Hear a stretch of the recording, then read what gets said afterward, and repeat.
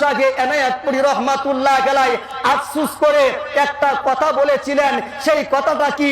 এনায়েতপুরী হুজুর পাক উনি বলেছিলেন, দুনিয়ার মানুষেরা আমার কাছে আসে বিয়ে হয় না বিয়ে হওয়ার জন্য, দুনিয়ার মানুষেরা আমার কাছে আসে ঝামেলার সমাধান করার জন্য, দুনিয়ার মানুষেরা আমার কাছে আসে এমপি হওয়ার জন্য, দুনিয়ার মানুষেরা আমার কাছে আসে মন্ত্রী হওয়ার জন্য, দুনিয়ার মানুষেরা আমার কাছে আসে টাকা পয়সা পাওয়ার জন্য, দুনিয়ার মানুষেরা আমার কাছে আসে কলা গাছের কলা হেফাজত করার জন্য।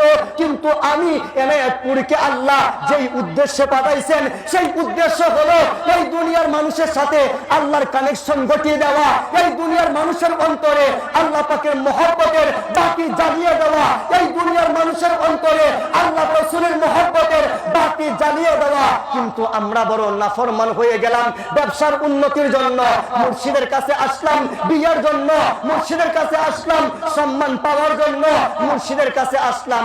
একদিন এসে বলতে পারলাম না, মাওলা আমার ভিতরের কলা শয়তান খেয়ে ফেলতেছে, আমার ভিতরের ঘর আল্লাহ পাকের ঘর শয়তান একানে বসে আছে।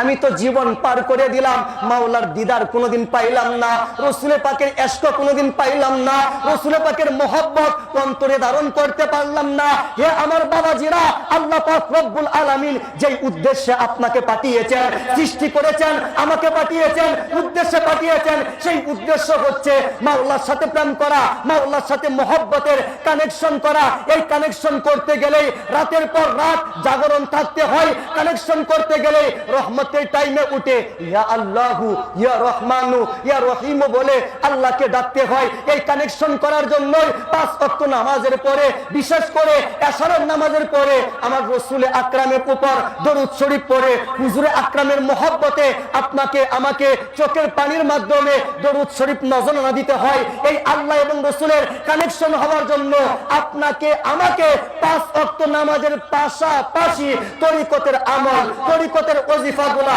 করার দরকার আছে না? কথা বলেন না, দরকার আছে না?